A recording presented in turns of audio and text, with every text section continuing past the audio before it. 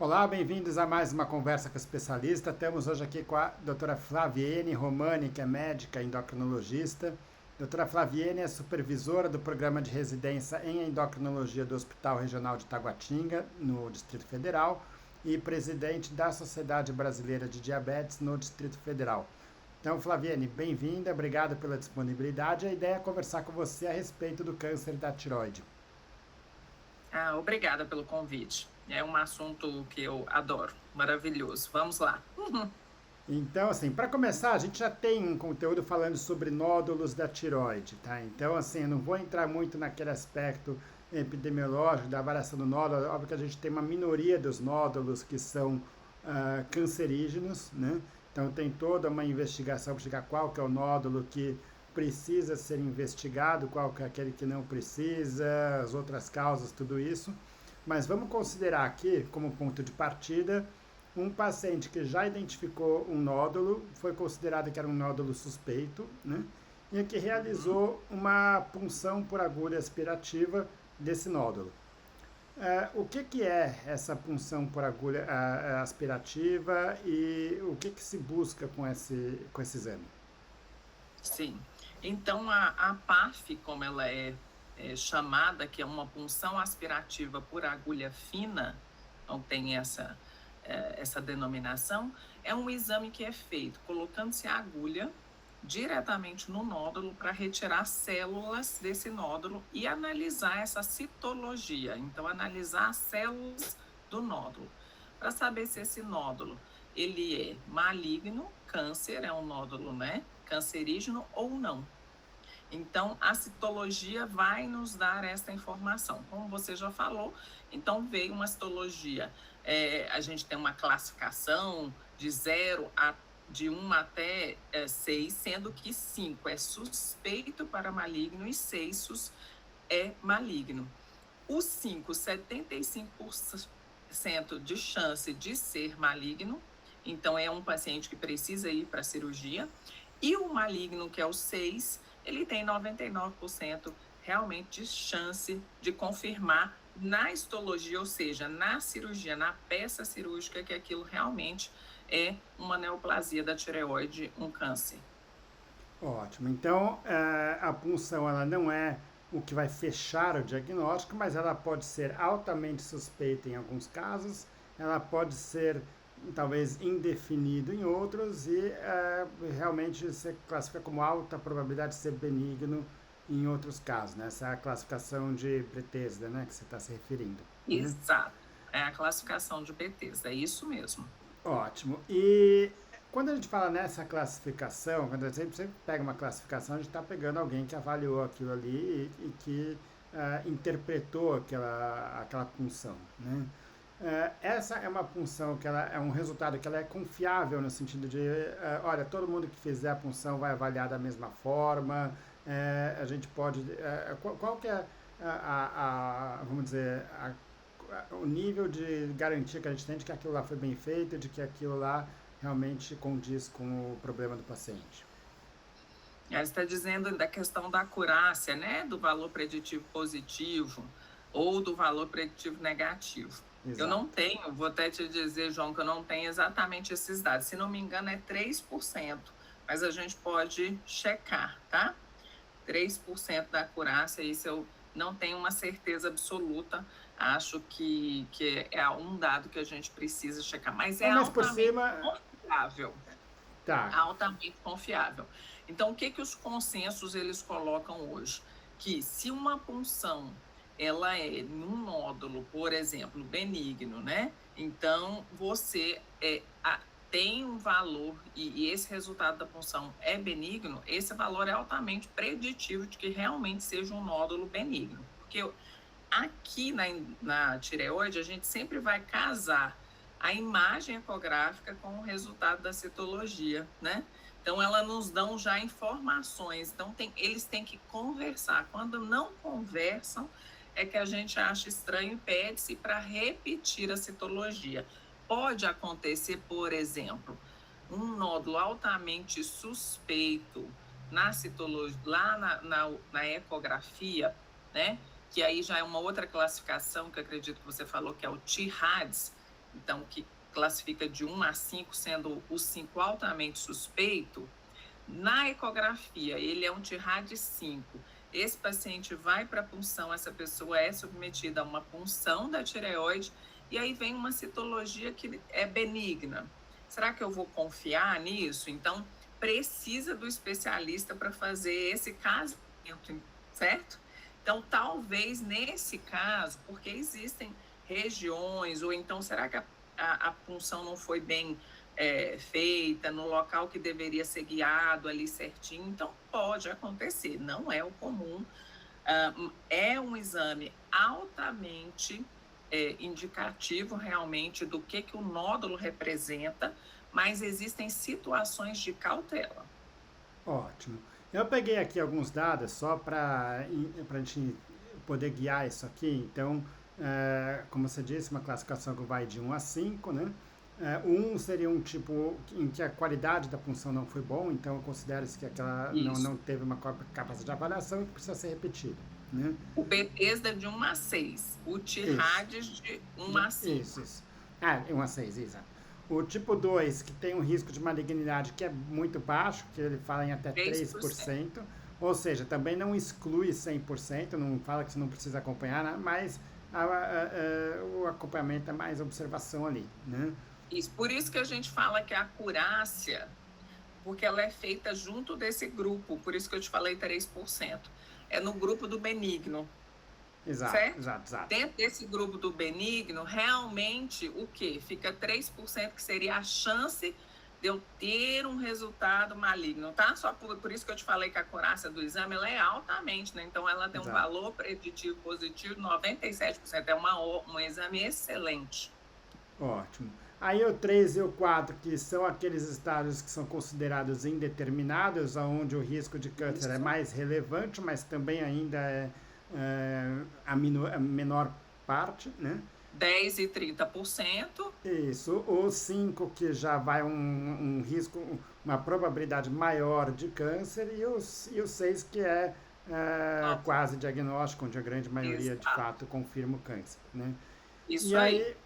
Como é que você conduz nessa situação? Bom, aqueles casos, os 5 e 6, onde você não tem muita dúvida, o tratamento é cirúrgico. O tipo 2, que é o tipo que você tem a alta garantia ali de benignidade, você só acompanha esse paciente. E esses estágios indeterminados, como é que a gente... Essa é uma discussão, né? Que ele é indeterminado, e o que a gente pode fazer? Então, vou separar o 3 e o 4, tá? Porque são situações um pouco diferentes. O 3, a gente sempre repete essa punção, então há uma indicação formal de repetir, porque 1/3 desse grupo, ele é um grupo que vai chegar a ter diagnóstico, ok? Desculpa, olha eu trocando, ó. 1/3 fica sem diagnóstico, mas 2/3 a gente consegue fechar o diagnóstico com a repetição da punção, tá? Legal. Quando então, que é feito isso? Em quanto tempo? 3. Então, vamos só para fazer de novo, você edita aí. Então, no 3, a gente acaba repetindo a punção, porque uma grande parte ela vai fechar diagnóstico com a repetição da punção, certo? Ok. No 4, aí esse grupo do 3, que ainda nós não definimos, nós temos duas possibilidades. Nós temos testes genéticos hoje, que eu acredito que você já abordou em outras, lá no nódulo. Não sei se seria interessante falar aqui. Era uma outra pergunta que eu ia te fazer, né? Quer dizer, você, entre as opções que a gente tem para o paciente que está indeterminado aqui. Exato. Então, lembrando daquela conversa que tem que ter com a ecografia. Ele é um nódulo ecográfico com alta suspeição para malignidade? Sim. Então, talvez esse, que seria a outra abordagem também, cirúrgica. Então, a gente vai ter duas abordagens: acompanhamento, cirurgia, teste genético. Porque o teste genético ele pode me ajudar a guiar para a cirurgia ou para o acompanhamento. E lembrando que eu tenho que sempre recordar como que é a imagem dessa ecografia. Então, o teste genético, a gente tem alguns testes genéticos. O que hoje tem um custo-benefício bacana, é um teste brasileiro, é o MuirType. né? Ele é um teste genético de RNA. Um outro teste genético que a gente pode fazer, ele é um conjunto de marcadores, por exemplo, o BRAF é um marcador que também existe esse teste sozinho do BRAF. O BRAF é um marcador que a gente tem uma mutação que ela acontece no câncer papilífero da tireoide. Então, ela está presente em 50% dos cânceres. Se esse teste é positivo, esse paciente, né, é um paciente que tem uma neoplasia maligna, seria indicado para cirurgia. Existem outros testes, o Thyroid-Sec, que também combinam o BRAF com outras questões. O MIR-Type, ele juntou o BRAF com o RNA mensageiro, que é um conjunto de análise de RNAs que dá uma sugestão para que esse nódulo seja mais maligno ou benigno. Então, há essa opção. Inconveniente é custo. Os testes são mais caros. O MIR-Type, ele não precisa de uma nova punção, os outros testes precisam de nova punção, certo? Em relação ao 4, o 4 a gente tem teste, a gente não repete a punção, o Bethesda 4 não se repete. Vem um Bethesda 4, ou é a análise genética, que muitas vezes falha nesse grupo, que é uma dificuldade que a gente tem um pouco mais, ou cirurgia. Então, esse grupo acaba sendo um pouco mais o grupo para a cirurgia, mas o teste genético aqui também é válido. Tá? Ótimo. O teste genético, vamos lá, ele pode ter um resultado positivo, sugestivo de câncer, ou pode ter um resultado negativo, onde não é sugestivo de câncer. Então, você tem esse Bethesda 4, que é um caso que, vamos dizer, se você tem um resultado positivo no teste genético, bom, aí acho que está mais do que indicada a cirurgia, né? Se você tem um estágio 4 e o teste genético não indica uma alta probabilidade de câncer, aí você pode acompanhar ele. Pode acompanhar, levando em consideração quem? A ecografia, né? Claro, claro. Então, a gente sempre vai fazer essa conversa. Se é uma ecografia altamente suspeita, será que o teste genético ele é válido? Então, esse raciocínio ele também é importante, até para minimizar custo, né? Que a gente sabe que vai aumentando o custo e a carga emocional. O resultado de um novo exame, se esse resultado for negativo, será que eu estou sossegada assim mesmo? Ele não é um teste 100%. A eficácia desses testes são bem menores, por exemplo, do que a punção. Que a gente falou ali numa eficácia bem mais alta, né? E os testes, eles caem um pouco. Tá? E isso é importante que a pessoa saiba também.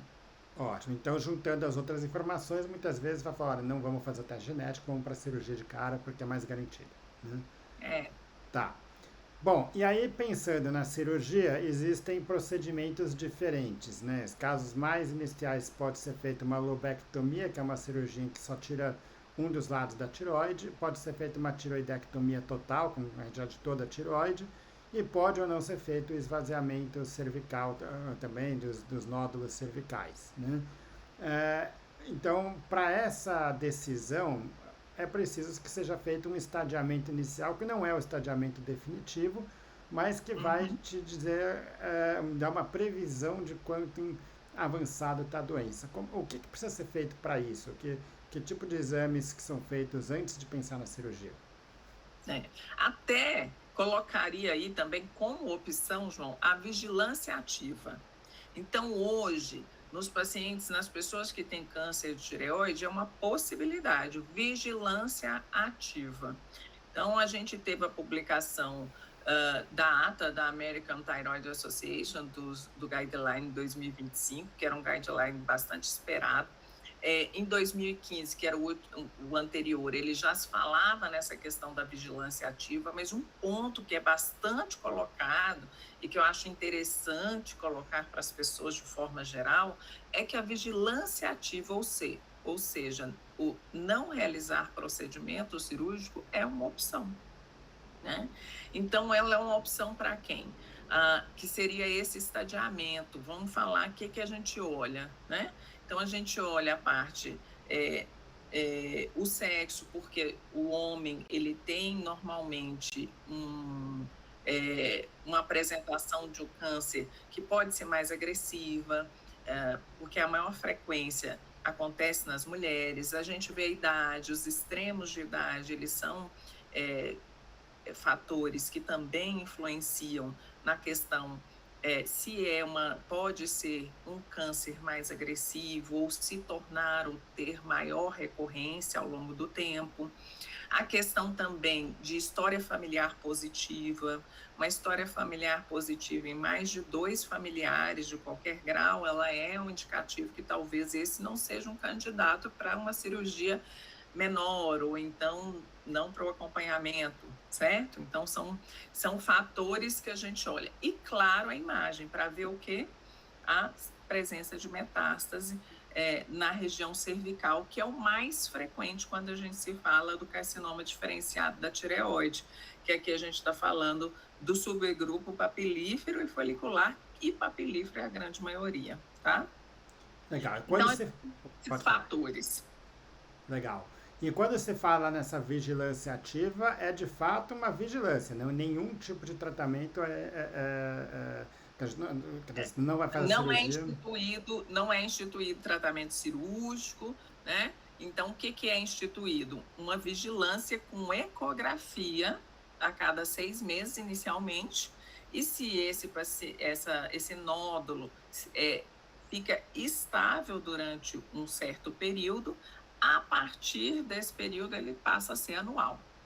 Então, a vigilância se houve um crescimento maior do que 3 milímetros, esse paciente sai da vigilância. Se houve aparecimento e precisa de ser aquele nódulo sozinho, né? É recomendado que seja um nódulo até 2 centímetros, pode ser nódulo até 4, mas a recomendação forte é que sejam nódulos menores, até 2 centímetros, únicos, e que tenham uma margem grande de tireoide em volta, pelo menos 2 milímetros, né? A gente fala grande de tireoide porque ela é pequenininha, mas pelo menos 2 milímetros de tecido tireoidiano ao redor, ou seja, não pode estar próximo da cápsula da tireoide, não pode estar próximo de extravasar, de sair da tireoide, tá? O istmo é um local que a gente não costuma fazer vigilância ativa também, porque o istmo da tireoide ele é fininho, então acaba impossibilitando essa possibilidade. Outra possibilidade seria radiofrequência, que ela também veio como uma indicação para esses nódulos menores. Então, o que poderia ser feito? São as modernidades que nós temos, né? É uma ablação com radiofrequência. O que é orientado, que se colocou no consenso? Como a gente não tem, esse nódulo ele vai ser queimado dentro da tireoide, não vai ser tirado, não é uma cirurgia, certo? Mas lá ele pede para fazer a corebiópsia, que é aquela biópsia com agulha grossa.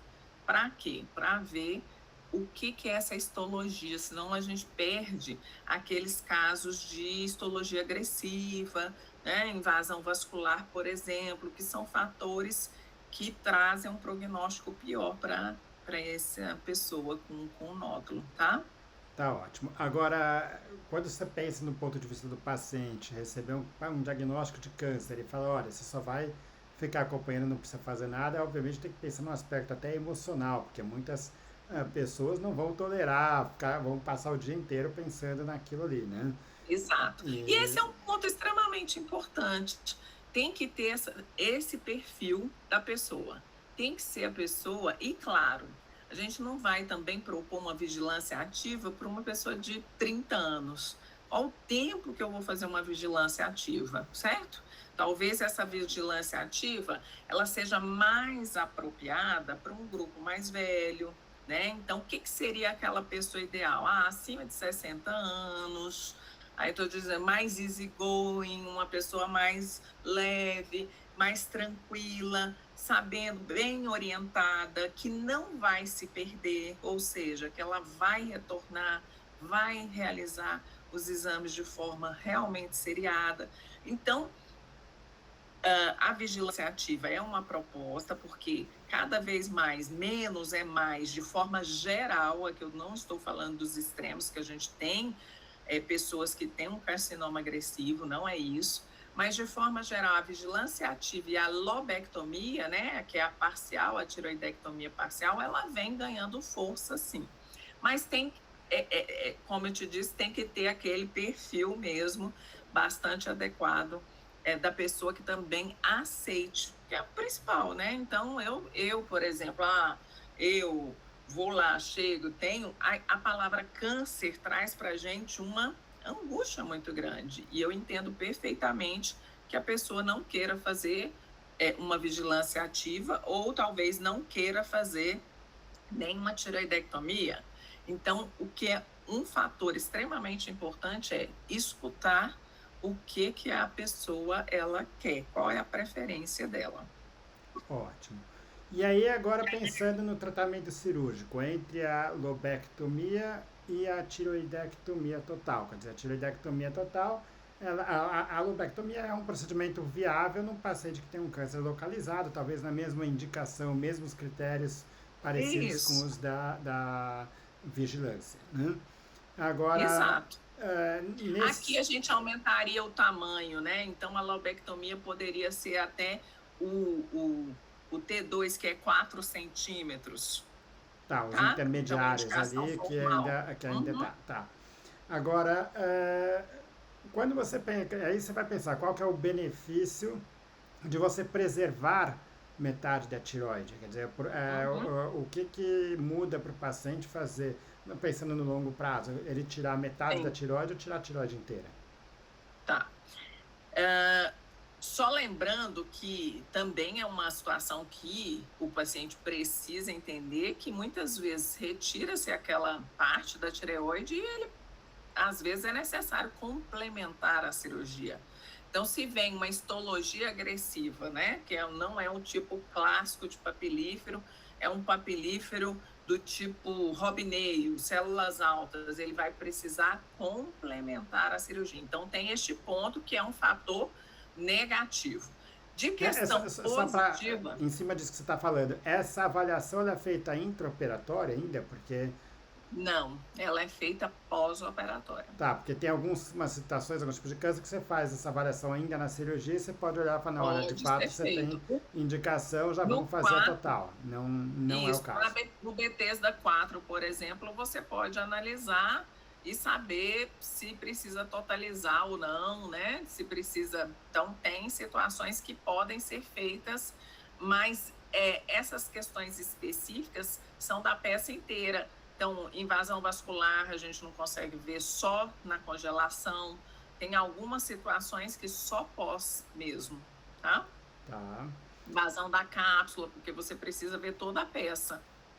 tá. E bom, então De é aquela positivo, decisão de que se você fizer uma lobectomia, pode ser que você precise evoluir para uma pode ser. total, isso num curto prazo, porque você identificou no pós-cirurgia que aquela avaliação que você fez era um câncer mais agressivo do que você tinha imaginado e que Isso, precisa fazer o total, né?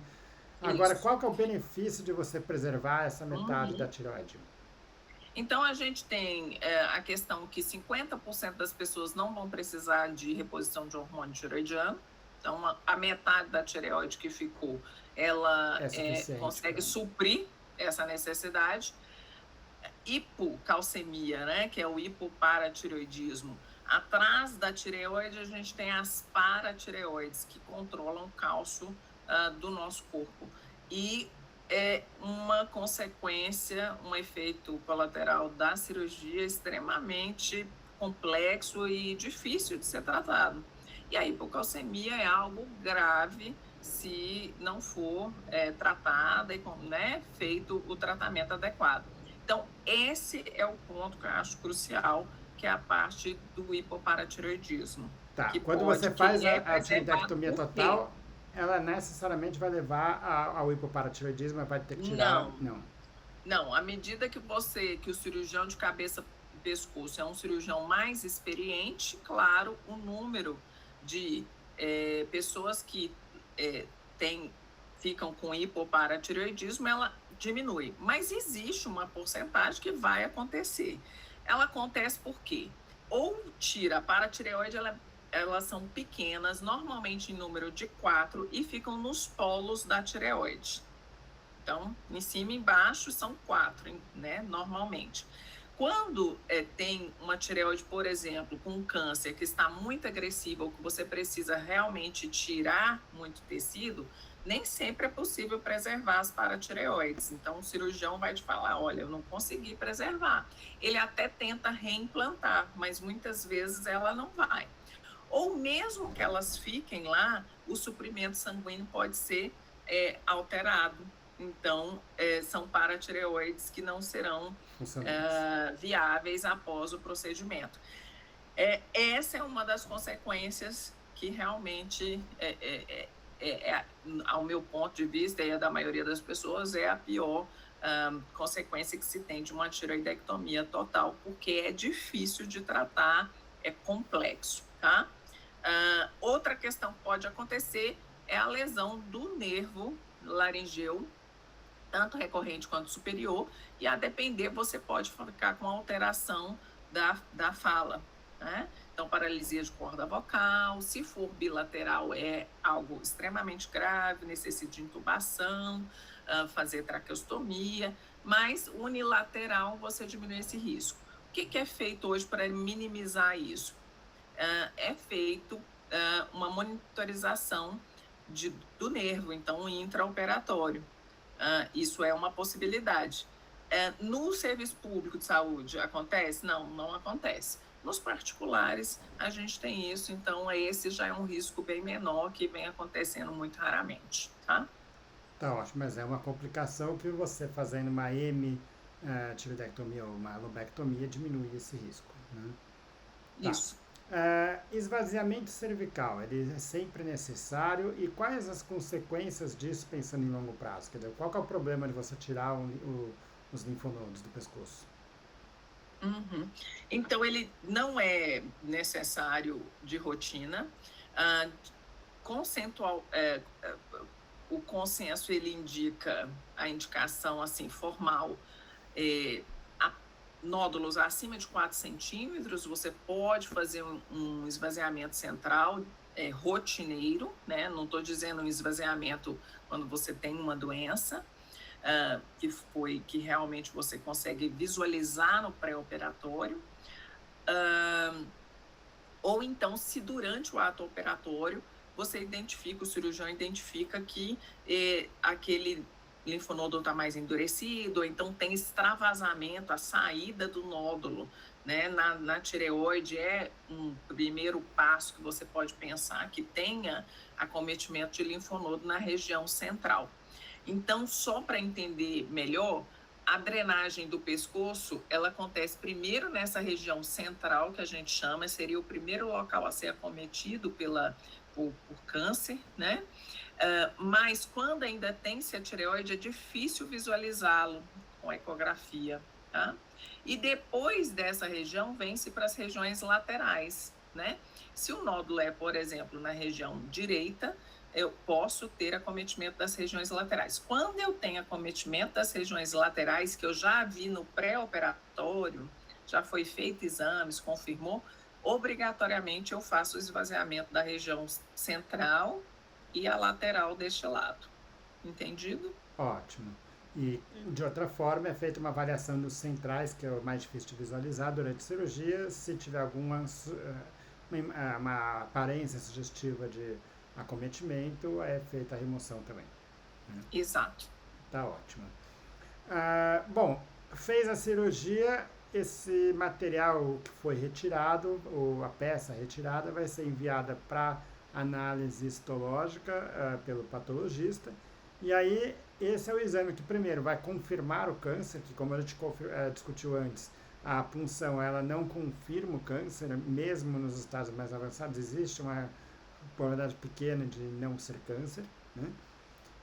E uma vez confirmado o câncer, ele vai dizer também o tipo histológico desse câncer e vai avaliar outros aspectos, né? Então, vai ver se ele tem invasão vascular, vai ver se as margens cirúrgicas estão adequadas, a extensão, né, daquele tumor, né? E é isso que vai dizer o estadiamento, ou seja, vai dizer o quanto avançado que aquele câncer de fato está, né? Vamos considerar aqui, então, em relação aos tipos histológicos, né? Quais são os tipos histológicos desse câncer de tireoide e o que isso representa? Quer dizer, qual que é a importância dessa informação? Ah, os cânceres da tireoide, vamos dividir assim, o carcinoma diferenciado da tireoide. Então, a gente tem carcinoma folicular, que é um grupo pequeno, oncocítico, né, que foi dividido recentemente, e o papilífero, que é o maior número. Então, o papilífero representa, de todos os cânceres da tireoide, 90%. Tá? E esses são os cânceres diferenciados da tireoide. E a gente tem o anaplásico, que é um tipo extremamente agressivo, mas que hoje a gente tem uma opção de tratamento, que antes a gente... Está me escutando? Ah, tá. Achei que estava... Desculpa. E a gente tem o anaplásico, que é um tipo extremamente agressivo, ainda bem que muito raro, e que acomete pessoas com uma idade já mais elevada, normalmente, mas que hoje a gente conseguiu, tinha uma meia-vida pequena, de 6 meses, muito pequena, e hoje a gente conseguiu, tem opções de tratamentos e feito um diagnóstico precoce, tá? Então, e a gente tem o câncer medular, que é das células parafoliculares. Ele está ali na tireoide, né? E a gente fala que é um câncer da tireoide, mas ele é de uma célula que é ao lado da célula da tireoide, tá? Então, até para não ficar confuso, eu acho que é mais interessante a gente focar mesmo nos carcinomas diferenciados de tireoide, que é o papilífero, que é o mais comum. Tem-se o folicular e o oncocítico também, ok? Ótimo. Bom, então é o momento que realmente você vai definir esse tipo histológico, né, Isso, ali no que é câncer, o momento que se define. onde você de fato tem o que a gente vai falar aqui, os dois tipos mais comuns, que a grande maioria dos cânceres. Obviamente, quando a gente tem esses outros tipos, aí é uma discussão diferente, não vale muito do que a gente vai estar falando aqui para frente, né? E, bom, e fora isso é feita também toda uma avaliação de quanto avançado, assim, quanto invasivo que aquele câncer está, e a partir disso, uma informação importante é uma classificação de risco de recidiva que é feita nesse momento, ou seja, qual é a Isso. probabilidade de que aquele câncer, uma vez tratado, que ele volte no futuro. Essa classificação foi feita pela Associação Americana de Tiroide, né? Como é que é essa Isso. classificação e qual que é o significado dela? Uhum. Só voltando um pouquinho, a gente, né, usa a classificação primeiro no anatopatológico, que ela fala de mortalidade, que é igual para todos os cânceres, que é o TNM, que é a 8ª edição do ACJJ. Então, é usado e é classificado em estágio 1, 2, 3, 4, A, B e C, bem parecido com a maioria dos carcinomas que nós temos. A maioria, a grande maioria dos pacientes que nós temos, falando de mortalidade, eles são classificados no estágio 1 e 2, em que a sobrevida em 10 anos relacionada ao câncer é de 99%, ou seja, eles têm uma sobrevida, né, maravilhosa. Isso é algo que eu acho que é importante a gente ressaltar. Em relação à recorrência, que é a classificação que a gente usa da American Thyroid Association, que é da ATA de 2025, esse ano ela trouxe uma novidade, que foi dividir. Antes, a classificação era baixo risco, intermediário, alto, certo? E esse ano ela dividiu esse intermediário, porque sempre foi um grupo muito misto, intermediário baixo e intermediário alto. E ela colocou uma outra coisa, que é a taxa de recorrência, que isso também é interessante para a gente mostrar para as pessoas: olha, você está aqui, o seu risco é baixo, então o seu risco de recidivar, ele é baixo, de ter a doença voltar em algum momento. Não, o seu risco é alto, o seu risco ele é a mais de 30% de você voltar a ter a doença em algum momento. Porque isso também faz o quê? Individualizar tratamento, né? Não fazer tratamentos desnecessários e não deixar de fazer o que é necessário também, tá? Ótimo. Bom, aí vai ser vista uma série de características daquela peça para classificar então se o risco é alto, moderado ou baixo, para ter uma recidiva. E é a partir disso que vai se definir, né, quais são os tratamentos a seguir. Ex- Entre esses tratamentos, Associado. vamos lá, entre Hum, esses tratamentos, talvez o principal deles, o tratamento hormonal, né? uhum, Que busca basicamente, primeiro porque assim, você tirou a tireoide, você precisa ter o hormônio da tireoide, então você está tendo que repor para que aquele hormônio continue tendo a função dele no corpo, e isso daí ele tem uma boa eficácia para isso. Mas além de estar fazendo a reposição desse hormônio, uhum. ele serve também para gerar uma supressão do TSH, né? Qual que é a importância dessa supressão e como é que você conduz isso? Então, o TSH, que é uma abreviação, né, de hormônio estimulante da tireoide, se ele fica alto, ele vai estimular, ou seja, fazer crescer aquelas células de tireoide que sobraram.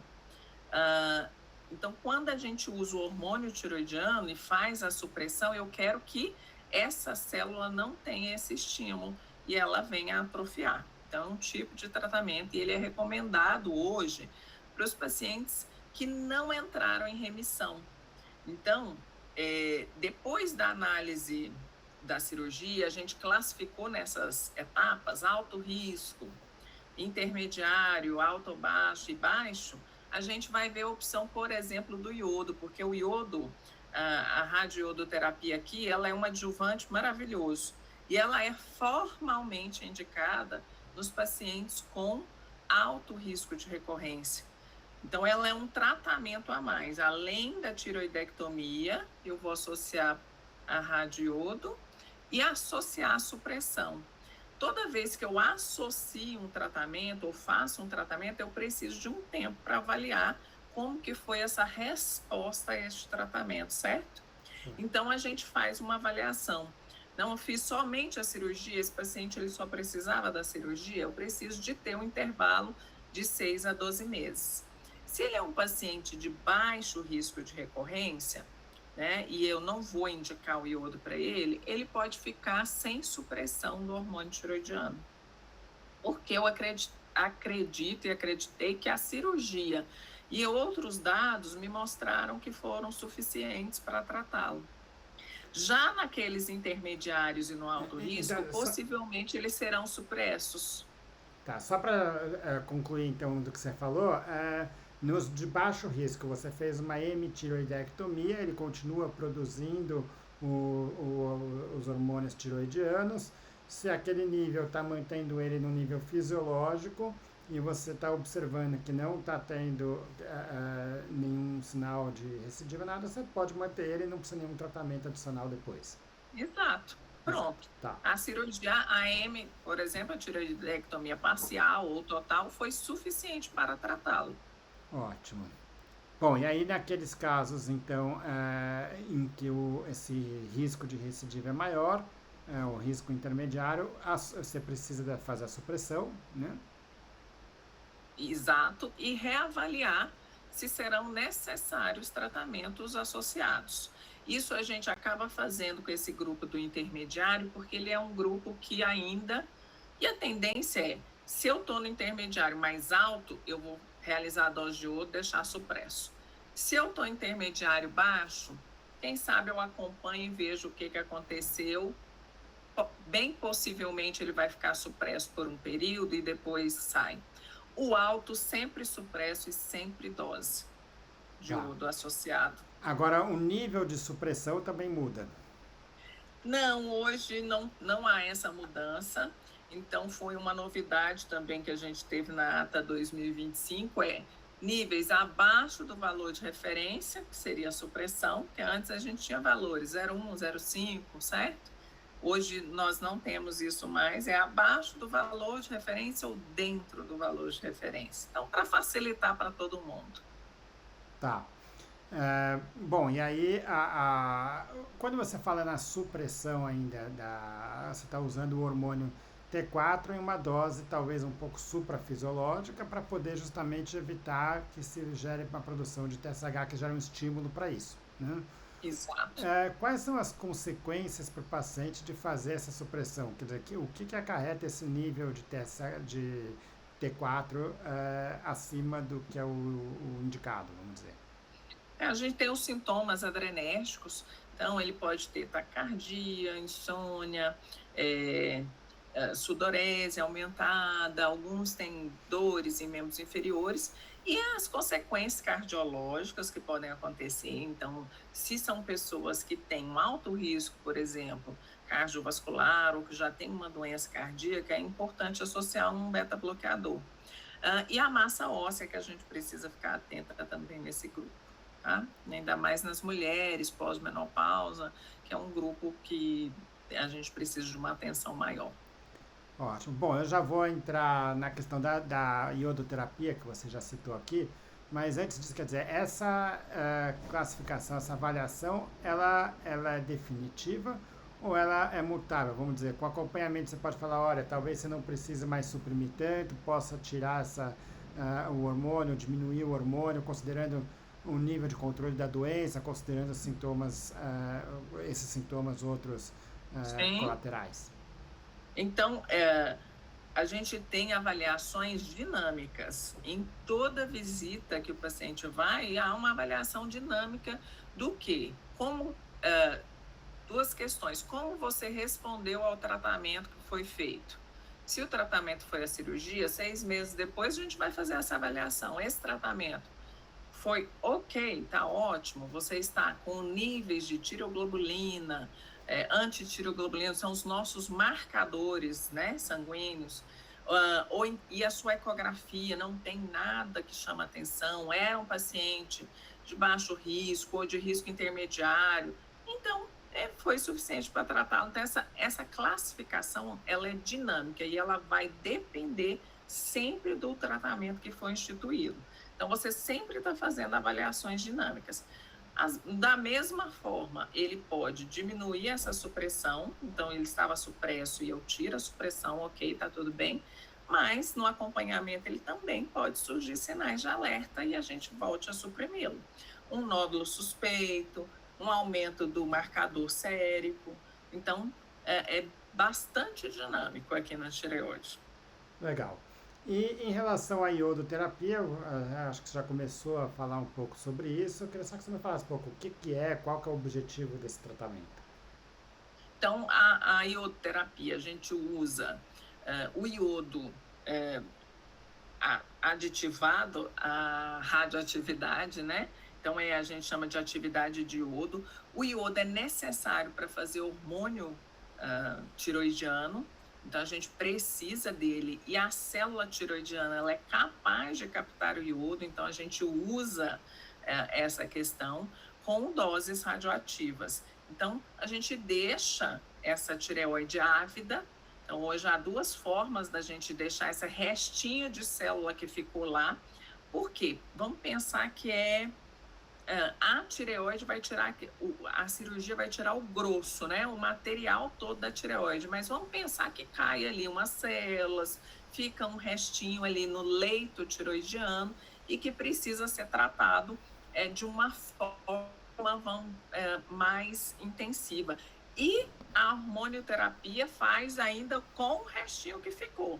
Então, uma sequência de tratamento, um para o grosso, o outro para aquela sujeira que não está tão grande e o refinamento com a hormonioterapia. Então, como que é feito o iodo?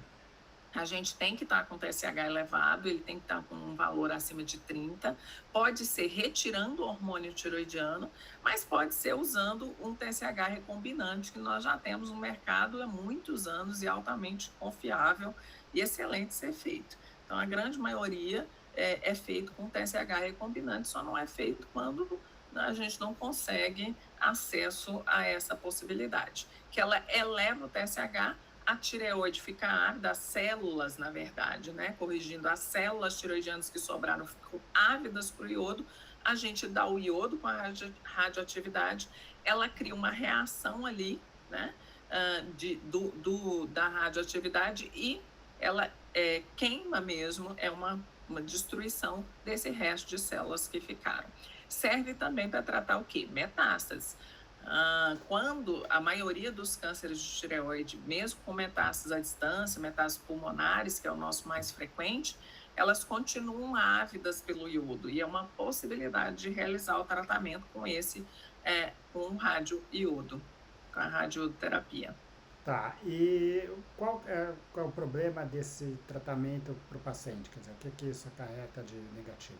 O que que o radiodo pode levar, né? Os mais comuns são alterações nas glândulas salivares, então pode ter inflamações crônicas, ou então o paciente deixar de salivar da forma adequada, fica com uma boca seca, essas são coisas os mais comuns, mas a gente tem situações que podem ter raros de acometimento da fertilidade do homem, da mulher, então a mulher não pode gestar depois, é recomendado 6 meses ou até um ano, e o homem também 6 meses não engravidar. Ah, Tem outras questões que são relacionadas e discutidas, um segundo câncer ao longo do tempo, mas são coisas extremamente raras. Legal.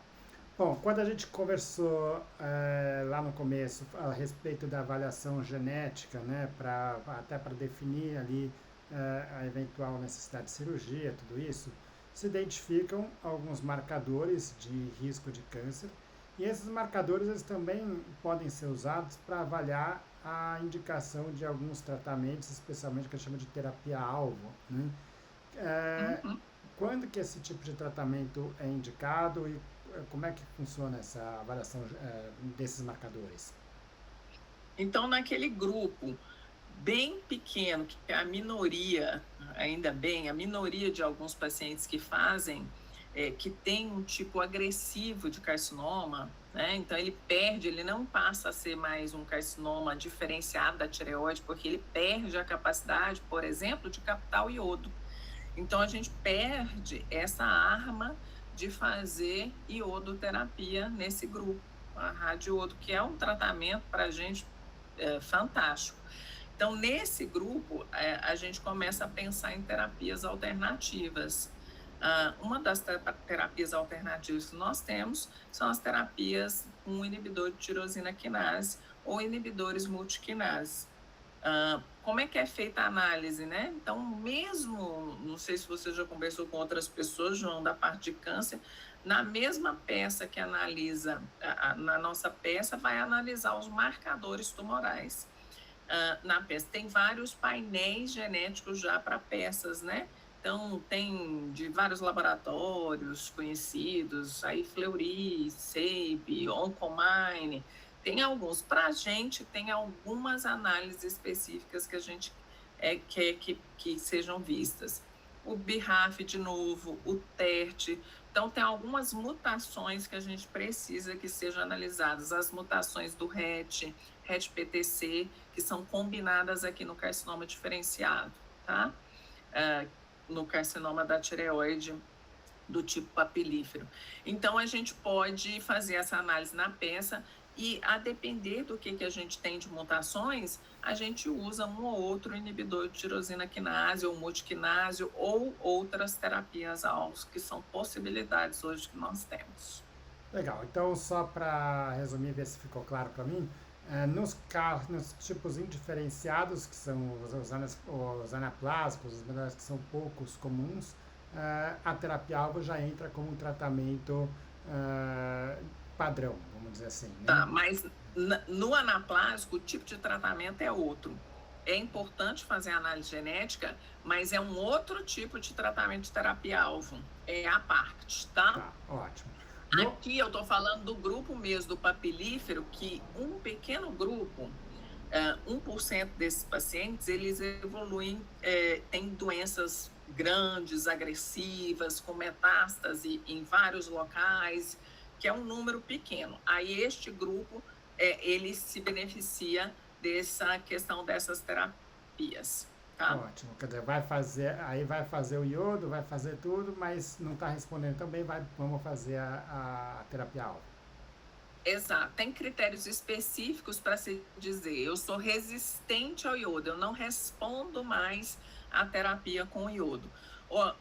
Existem outras situações extremas que podem ser usados também. Por exemplo, pacientes com volumes muito grandes de massa tumoral, com dificuldade para respiratória, né? Precisando de uma traqueostomia, se não for uma urgência, até para a gente socorrer antes, podem ser feitos inibidores de multiquinase ou de tirosina quinase antes, para dar a opção do tratamento também depois, cirúrgico ou outra questão, tá? São casos mais de Radioterapia exceção. também pode ser feita, né? Mas a gente acaba congelando esse pescoço, então acaba tornando um pescoço difícil de mexer depois, que é ruim para o prognóstico do paciente também. Legal. Bom, e aí quando a gente fala em prognóstico do paciente, a gente tem que considerar especialmente no câncer de tireoide duas situações. Um é o prognóstico de vida, ou seja, mortalidade, e outro é o de doença, de uma vida livre da doença, ou seja, sem recidiva, né? Quando a gente fala em mortalidade, você já falou que é uma mortalidade muito baixa para o câncer de tireoide. Tem esses poucos casos que são de fato mais agressivos, onde tem uma mortalidade um pouco maior, né? Mas como é que isso funciona? Quer dizer, você fez ali um estágio inicial, você pode dizer que a probabilidade é muito alta. Praticamente todo mundo vai sobreviver a esse câncer. Naqueles estágios onde você já tem ali acometimento de linfonodo ou quando você já tem a metástase à distância, como é que é a sobrevida desses pacientes? Ela reduz um pouco, mas mesmo assim ainda é uma sobrevida diferente na maioria dos cânceres que a gente conhece. Então, ela fica reduzida, mas ela não é, por exemplo, no estágio 3, a gente não chega nem a metade da sobrevida. Eu digo assim, a gente ainda mantém uma sobrevida alta, tá? O estágio 4 é que realmente a gente acaba reduzindo a sobrevida em 10 anos para esse grupo, tá? Que é algo que ainda bem que é extremamente infrequente nos nossos centros e com possibilidade de tratamento bem melhor agora. Legal. E pensando em recidiva, a gente falou da classificação do risco de recidiva em baixo, moderado ou alto risco. O que significa baixo, moderado ou alto risco em termos de risco de recidiva? Então, baixo significa que você tem uma chance pequena. Quando a gente fala chance pequena, deixa eu até, depois você edita aí, para não falar as bobagens dos valores, porque tem, alto é um risco de recidiva de 30%, tá? O risco baixo, ele vai ficar em torno de 3% do risco de recidiva, tá? Tá.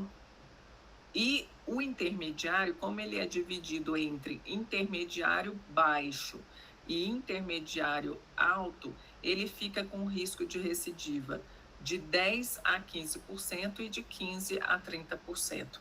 O baixo é menos de 10%. Te falei errado, né? Então, vamos repetir para a gente falar, né? Ok? É isso, 10. Tá.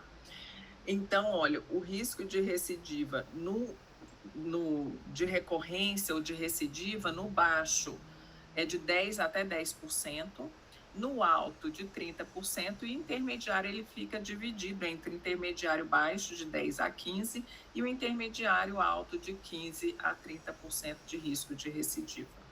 Ótimo. E obviamente que a gente está considerando aqui todo o tratamento feito conforme os protocolos que foi editado acima, então se a gente fosse adotar um tratamento padrão, isso seria muito mais discrepante essa diferença, né? Mas Exato. Mesmo nesses casos de baixo risco, a gente pode falar que o risco é baixo, mas não é ausente, né? Quer dizer, 10% não é tão pouco assim, né? Por isso que é necessário acompanhamento, né? O acompanhamento, a longo claro. prazo. E aí, quando tem essa recidiva, o tratamento muda, o prognóstico muda, como é que é abordada a recidiva do câncer da tireoide? Ela vai depender, normalmente a recidiva ela é na região cervical. Então, metástases região cervical é o que mais frequente que acontece. E vai ser tratada com o esvaziamento cervical, que pode ser feita uma cirurgia se o paciente não foi submetido, pode ser repetida a cirurgia se ele já fez um esvaziamento anterior. Lembrando que sempre que vai manipular um local que já foi manipulado, ele se torna tem-se uma chance maior de complicações. Então, se era uma pessoa que não tinha a alteração paratireoides, né, a alteração do cálcio, ela pode vir a ter, porque é um segundo momento que você está mexendo ali naquela lesão, tá? Ótimo. E pensando em termos de tempo, né, para finalizar aqui, ah, esse risco de recidiva, ele diminui com o tempo? Por quanto tempo que você tem que manter esses pacientes em acompanhamento? É pela vida toda? Ou chega uma hora que você fala, não, olha, se não teve recidiva até aqui, daqui para frente você não precisa mais tanto cuidado? Pois é, essa é uma pergunta assim, o que que a gente tem tentado fazer, que é espaçar este acompanhamento e espaçar os exames, mas a alta, porque diminui, você diminui, mas a gente tem ao longo do tempo, depois de 10, 20 anos, algumas recidivas. Não é o comum, né? Você vai diminuindo o risco de recidiva.